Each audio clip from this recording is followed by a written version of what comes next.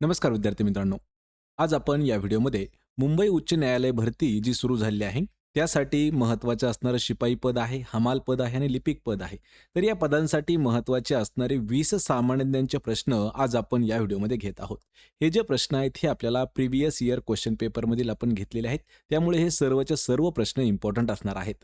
मित्रांनो, आपल्याला या व्हिडिओची जर पी-डी-एफ डाउनलोड करायची असेल तर नोकरी इन्साइडर या नावानं आपलं टेलिग्राम चॅनल आहे. सोबतच आपलं WhatsApp चॅनल देखील आहे. या दोघांच्याही लिंक्स तुम्हाला डिस्क्रिप्शनमध्ये मिळून जातील. त्या ठिकाणी जाऊन आपण त्यांना जॉइन करा आणि चॅनलवर जर नवीन असाल तर लगेच आपल्या नोकरी इन्साइडर या यूट्यूब चॅनलला सबस्क्राईब करून ठेवा. म्हणजे आपल्याला प्रत्येक व्हिडिओची पी-डी-एफ फ्रीमध्ये उपलब्ध करून दिलेली आहे. चला तर व्हिडिओला सुरुवात करूया.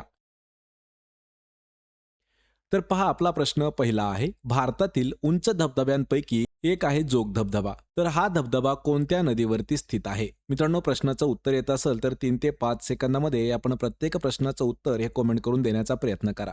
या ठिकाणी आपल्याला 2 प्रश्न हे विचारले जातात. पहिला प्रश्न असा विचारला जातो की जोग धबधबा जो आहे तो कोणत्या नदीवरती स्थित आहे? तर या प्रश्नाचं योग्य उत्तर असणार आहे ऑप्शन क्रमांक 1, तर जी शरावती नदी आहे, या शरावती नदीवरती धबधबा जो आहे तो स्थित आहे.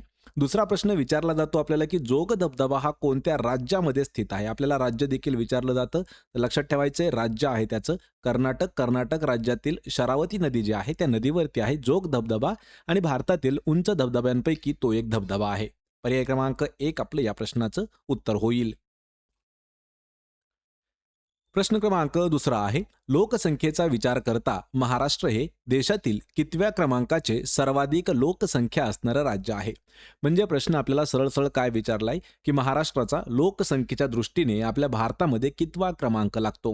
आणि आपल्या सर्वांना माहित आहे की पहिला क्रमांक कोणाचा आहे? उत्तर प्रदेशचा पहिला क्रमांक आहे आणि दुसरा क्रमांक जो आहे तो आपल्या महाराष्ट्राचा आहे. म्हणजेच पर्याय क्रमांक 3 आपलं या प्रश्नाचं योग्य उत्तर होणार आहे. यानंतरचा प्रश्न आहे. पंडित दीनदयाळ उपाध्याय दारिद्र्य मुक्त गाव योजना ही योजना कोणत्या राज्याने सुरू केलेली आहे? करंट अफेअर्स 2025 मधला इम्पॉर्टंट असणारा हा प्रश्न आहे. पहा, पंडित दीनदयाळ उपाध्याय दारिद्र्य मुक्त गाव योजना ही योजना कोणत्या राज्य सरकारने सुरू केलेली आहे? आणि या प्रश्नाचं योग्य उत्तर असणार आहे पर्याय क्रमांक 4, तर जे राजस्थान राज्य आहे या राज्य सरकारने सुरू केलेली योजना आहे. ऑप्शन क्रमांक 4 आपलं या प्रश्नाचं उत्तर होईल. प्रश्न क्रमांक 4 आहे. डॅश हे मुख्यमंत्री आणि मंत्रिमंडळाच्या सल्ल्याने आपला अधिकार वापरू शकतात. खालीलपैकी असे कोणती व्यक्तिमत्व आहे किंवा कोण आहेत की जे मुख्यमंत्री आणि मुख्यमंत्र्यांचं जे मंत्रिमंडळ आहे त्यांच्या सजेशन किंवा त्यांच्या सल्ल्याने त्यांच्या अधिकाराचा वापर ते करू शकतात? आणि या प्रश्नाचं योग्य उत्तर आहे ऑप्शन क्रमांक 1, तर राज्यपाल हे जे आहे तर लक्षात ठेवायचंय, राज्यपाल मुख्यमंत्री आणि मंत्रिमंडळाच्या सल्ल्याने त्यांचा अधिकार वापरू शकतात. पर्याय क्रमांक 1 आपलं या प्रश्नाचं योग्य उत्तर होईल. तुमच्यासाठी मित्रांनो अजून एक प्रश्न आहे की सध्या डिसेंबर 2025 सुरू आहे. येत्या काही दिवसातच 2026 वर्ष सुरू होणार आहे. तर सध्याचे आपले जे राज्यपाल आहेत हे मला आपण कमेंट करून सांगायचं आहे. प्रश्न क्रमांक 5 आहे. महाराष्ट्र राज्यात उल्कापातामुळे तयार झालेले खालीलपैकी कोणते सरोवर आहे? महाराष्ट्रामध्ये एक असं सरोवर आहे की जे उल्कापातामुळे तयार झालेलं आहे. आणि या प्रश्नात हा जो प्रश्न आहे हा आपल्याला जवळपास 8 ते 10 वेळापेक्षा जास्त हा बुलढाणा पोलीस भरतीमध्ये विचारण्यात आलेला होता. आणि या प्रश्नाचं उत्तर आहे पहा ऑप्शन क्रमांक 4, जे लोणार सरोवर आहे हे उल्कापातामुळे तयार झालेलं सरोवर आहे. जे आपल्याला बुलढाणा या जिल्ह्यामध्ये पाहायला मिळतं. बुलढाणा जिल्ह्यातील लोणार या ठिकाणी आहे पहा लोणार सरोवर आणि जे उल्कापातामुळे तयार झालेलं एक सरोवर आहे.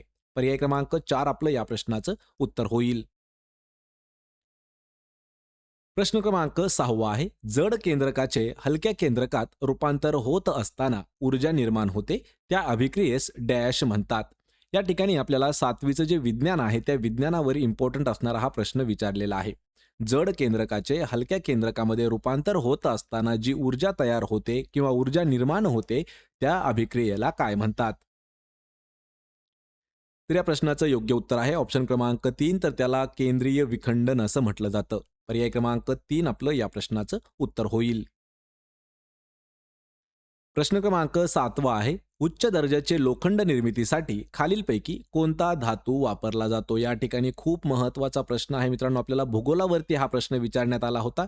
पण लक्षात ठेवायचं आहे, हा जो प्रॉपर प्रश्न आहे हा केमिस्ट्रीचा असणारा प्रश्न आहे. उच्च दर्जाचे लोखंड तयार करायचं जर असेल तर त्यामध्ये कोणता धातू वापरला जातो? तर या प्रश्नाचं अचूक उत्तर होणार आहे ऑप्शन क्रमांक 2. तर मॅग्नीज हा जो धातू आहे हा वापरला जातो उच्च दर्जाचं लोखंड तयार करण्यासाठी. पर्याय क्रमांक 2 आपलं या प्रश्नाचं उत्तर होईल. प्रश्न क्रमांक 8 आहे अस्पृश्यता निवारक परिषद ही अस्पृश्यताविषयी पहिली परिषद 1918 साली मुंबई या ठिकाणी खालीलपैकी कोणी भरवली होती. यावरती आपल्याला 3 प्रश्न महत्त्वाचे आहेत. तर पहिला प्रश्न आहे की अस्पृश्यता निवारक ही जी परिषद होती ही सर्वात पहिली परिषद कोणत्या वर्षी भरवण्यात आली? तर ती भरवण्यात आली 1918 या वर्षी. कोणत्या ठिकाणी भरवण्यात आली? तर ती भरवण्यात आली होती पहा मुंबई या ठिकाणी. आणि सर्वात महत्त्वाचा प्रश्न की ती परिषद कोणी भरवली होती? तर ती भरवली होती ऑप्शन क्रमांक 1. तर महाराजा सयाजीराव गायकवाड यांनी भरवलेली परिषद होती, जिचं नाव होतं अस्पृश्यता निवारक परिषद. आणि ही पहिली परिषद जी होती 1918 मध्ये भरवली होती. पर्याय क्रमांक 1 आपलं या प्रश्नाचं उत्तर होईल. प्रश्न क्रमांक 9 आहे संविधान हत्या दिन म्हणून कोणता दिवस साजरा केला जातो? मित्रांनो, हा प्रश्न खूप महत्त्वाचा आहे. पहा, संविधान हत्या दिवस जो आहे मागच्या 2-3 वर्षापासूनच सुरू केलेला आहे. यावरती डिटेल्समध्ये सुद्धा एका मी तुम्हाला शॉर्ट्स व्हिडिओमध्ये सांगितलेलं आहे. तर आपल्याला अशाच पद्धतीचे महत्त्वाचे दिनविशेष जर पाहायचे असतील तर त्या व्हिडिओच्या लिंकसुद्धा मी तुम्हाला डिस्क्रिप्शनमध्ये दिलेले आहेत. तर संविधान हत्या दिवस जो आहे हा 25 जून या दिवशी साजरा केला जातो. पर्याय क्रमांक 4 आपलं या प्रश्नाचं योग्य उत्तर होईल. प्रश्न क्रमांक 10 आहे मेळघाट व्याघ्र अभयारण्य खालीलपैकी कोणत्या जिल्ह्यामध्ये स्थित आहे? मित्रांनो, ज्यावेळेस आपण जिल्हा विशेष व्हिडिओ घेतो ना त्यामध्ये या अभयारण्याचा किंवा या जंगलाचा उल्लेख हा खूप वेळा करण्यात आलेला आहे. आणि मेळघाट व्याघ्र प्रकल्प जे आहे यावरती वनरक्षक भरतीला आपल्याला खूप प्रश्न विचारण्यात आले होते. तर या प्रश्नाचं योग्य उत्तर असणार आहे ऑप्शन क्रमांक 1. तर अमरावती या जिल्ह्यामध्ये स्थित आहे मेळघाट व्याघ्र प्रकल्प किंवा व्याघ्र अभयारण्य. पर्याय क्रमांक 1 आपलं या प्रश्नाचं उत्तर होईल अमरावती. प्रश्न क्रमांक 11 आहे कावेरी नदीच्या पाण्याची वाटणी खालीलपैकी कोणत्या 2 राज्यांमधील संघर्षाचं कारण ठरलेलं आहे? म्हणजे एक प्रश्न असा आहे की सर्वात सोपा प्रश्न आहे. कावेरी नदीच्या पाण्यावरून कोणत्या 2 राज्यांमध्ये भांडण ठरलेले आहेत किंवा भांडण जे आहेत ते सुरू आहेत? आणि मित्रांनो, हा जो प्रश्न आहे हा आपल्याला MPSCच्या मेन्स एक्झाममध्ये सुद्धा हा प्रश्न विचारण्यात आलेला होता. आणि या प्रश्नाचं योग्य उत्तर काय आहे लक्षात ठेवायचंय. तामिळनाडू आणि कर्नाटक म्हणजेच पर्याय क्रमांक 4 आपलं या प्रश्नाचं योग्य उत्तर होणार आहे. आणि तामिळनाडू आणि कर्नाटक ही जी 2 राज्य आहेत, या 2 राज्यामध्ये कावेरी नदीचं जे पाणी आहे त्याच्या वाटण्यावरून भांडणं सुरू आहेत. पर्याय क्रमांक 4 आपलं या प्रश्नाचं उत्तर होईल. प्रश्न क्रमांक 12 आहे आयकर विधेयक 2025 चा अभ्यास करण्यासाठी कोणती समिती नेमण्यात आलेली आहे? मित्रांनो, हा प्रश्न आपण करंट अफेअर्स 2025 वर आधारित घेतलेला आहे. आयकर विधेयक 2025 याचा अभ्यास करण्यासाठी एक समिती नेमण्यात आलेली आहे. आपल्याला त्या समितीचं नाव सांगायचं आहे. तर या प्रश्नाचं योग्य उत्तर असणार आहे पर्याय क्रमांक 1. तर बैजयंत जय पांडा समिती जी आहे ही आयकर विधेयक 2025 चा अभ्यास करण्यासाठी तयार करण्यात आलेली एक समिती आहे. पर्याय क्रमांक 1 आपलं या प्रश्नाचं उत्तर होईल. प्रश्न क्रमांक 13 आहे भारतीय संविधानात नमूद केल्याप्रमाणे खालीलपैकी कोणत्या अनुच्छेदानुसार राज्यपालांना विशिष्ट गोष्टीबाबत विवेकाधिकार प्राप्त होतात? म्हणजे एक प्रकारे काय की त्यांना विशिष्ट अधिकार प्राप्त होतात, ते अनुच्छेद कोणता आहे? आणि यावरती प्रश्न सुद्धा आपल्याला विचारण्यात आले होते. पहा, 2 वेळा हा प्रश्न जशाच तसा विचारण्यात आलेला आहे.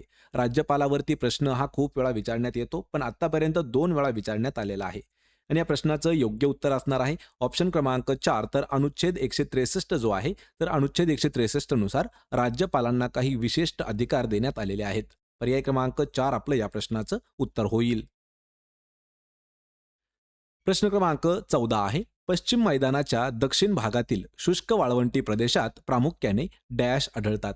म्हणजे खालीलपैकी असा कोणता घटक आहे जो पश्चिम मैदानाच्या दक्षिण भागातील शुष्क वाळवंटी म्हणजे कोरड्या वाळवंटी प्रदेशामध्ये मुख्य करून आढळून येतो? तर या प्रश्नाचं योग्य उत्तर असणार आहे पहा ऑप्शन क्रमांक 2. तर खाऱ्या पाण्याची जी सरोवर आहेत तर ही जास्त प्रमाणात आढळून येतात. ऑप्शन क्रमांक 2 आपलं या प्रश्नाचं उत्तर होईल. प्रश्न क्रमांक 15 आहे सागरमाथा नावाचे हिमालयाच्या कुशीतील निसर्गरम्य वनोद्यान खालीलपैकी कोणत्या ठिकाणी स्थित आहे?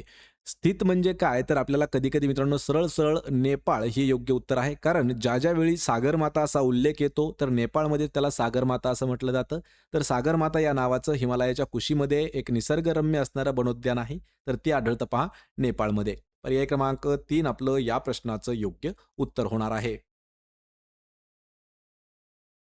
प्रश्न क्रमांक 16 आहे. भारताचे राष्ट्रपती आपल्या राजीनामाचे पत्र कोणाला संबोधून लिहितात? म्हणजे सरळ सरळ प्रश्न विचारलाय काय की जे भारताचे राष्ट्रपती आहेत तर ते आपल्या पदाचा राजीनामा कोणाकडे देऊ शकतात? भारताचे राष्ट्रपती.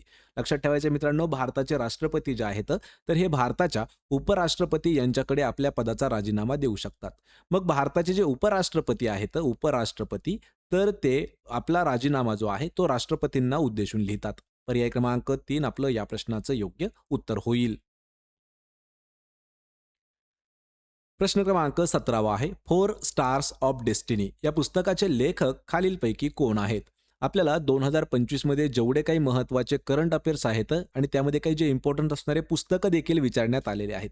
त्यातीलच हे एक पुस्तक आहे पहा, फोर स्टार्स ऑफ डेस्टिनी या पुस्तकाचे लेखक आपल्याला विचारलेले आहेत. आणि या प्रश्नाचं योग्य उत्तर असणार आहे ऑप्शन क्रमांक 3 तर मनोज नरवणे यांचं हे पुस्तक आहे किंवा यांनी लिहिलेलं हे पुस्तक आहे. आणि अशाच पद्धतीचे आपल्याला महत्त्वाची 100 पुस्तकं आणि त्यांची लेखकं जर पाहायची असतील तर तो देखील व्हिडिओ आपण ऑलरेडी घेतलेला आहे आपल्या चॅनलवर. त्याची लिंक तुम्हाला डिस्क्रिप्शनमध्ये मिळून जाईल. कारण हे जे 100 पुस्तकं आहेत हे 2005 ते 2025 या 20 वर्षामधील इम्पॉर्टंट असणारी पुस्तकं आपण घेतलेली आहेत. पर्याय क्रमांक 3 आपलं या प्रश्नाचं उत्तर होईल. प्रश्न क्रमांक 18 आहे. तेजीवाला आणि मंदीवाला म्हणजे बुल्स अँड बियर्स ही जी संज्ञा आहे ही खालीलपैकी कशाशी संबंधित आहे? बुल्स आणि बियर्स मित्रांनो हे जे दोन शब्द आपण ऐकले, कधी-कधी आपल्याला मराठीमधले शब्द समजणार नाहीत तेजीवाला आणि मंदीवाला. त्यामध्ये बुल्स आणि बियर्स हे जे नाव ऐकले तर लक्षात ठेवायचंय हे नावं शेअर मार्केटशी संबंधित आहेत. पर्याय क्रमांक 4 आपलं या प्रश्नाचं योग्य उत्तर होईल. प्रश्न क्रमांक 19 आहे. जानेवारी 2025 मध्ये डॅश या राज्यात देशातील पहिले सेंद्रिय मत्स्यपालन क्लस्टर स्थापन करण्यात आलेले आहे. परत एक वेळा आपण 2025च्या करंट अफेअर्स वरती हा प्रश्न घेतलेला आहे. काय उभा केला आहे? देशातील पहिलं सेंद्रिय मत्स्यपालन क्लस्टर जे आहे हे कोणत्या राज्यामध्ये स्थापन करण्यात आलेलं आहे?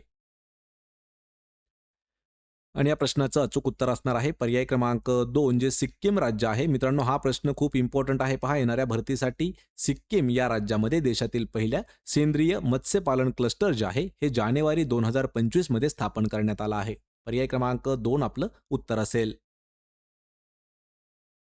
प्रश्न क्रमांक 20 आहे. भारतीय शास्त्रज्ञांनी निर्माण केलेल्या पश्चिना शेळीच्या जगातील पहिल्या क्लोनचे नाव काय ठेवण्यात आले होते? प्रश्न थोडासा महत्त्वाचा आहे, समजावून घ्या प्रश्न. भारतीय शास्त्रज्ञांनी निर्माण केलेली पश्चिना शेळीची जगातील एक पहिलं क्लोन बनवलं होतं. तर ते क्लोन किंवा त्या शेळीचं नाव काय ठेवण्यात आलं होतं? तर या प्रश्नाचं योग्य उत्तर आहे पर्याय क्रमांक 1 तर नुरी हे जे नाव आहे हे त्या शेळीचं ठेवण्यात आलं होतं जिचा क्लोन बनवण्यात आलं होतं. पर्याय क्रमांक 1 आपलं उत्तर होईल. तर मित्रांनो हे आहेत महत्त्वाचे 20 प्रश्न. या 20 प्रश्नापैकी किती प्रश्नाची उत्तरं देता आली हे मला कमेंट करून नक्की सांगा. व्हिडिओ जर आवडला तर व्हिडिओला आपल्या लाईक करा, मित्रांमध्ये व्हिडिओ शेअर करा आणि आपल्या नोकरी इन्साइडर या यूट्यूब चॅनलला सबस्क्राईब करून ठेवा. प्रत्येक व्हिडिओची PDF अगदी फ्रीमध्ये तुम्हाला प्रोव्हाइड करतो. त्या ठिकाणी आपलं टेलिग्राम चॅनल आहे नोकरी इन्साइडर या नावानं. त्याची लिंक तुम्हाला मी डिस्क्रिप्शनमध्ये दिलेली आहे. आपण भेटूया पुढच्या एका अशाच नवीन व्हिडिओमध्ये. तोपर्यंत जय हिंद, जय महाराष्ट्र.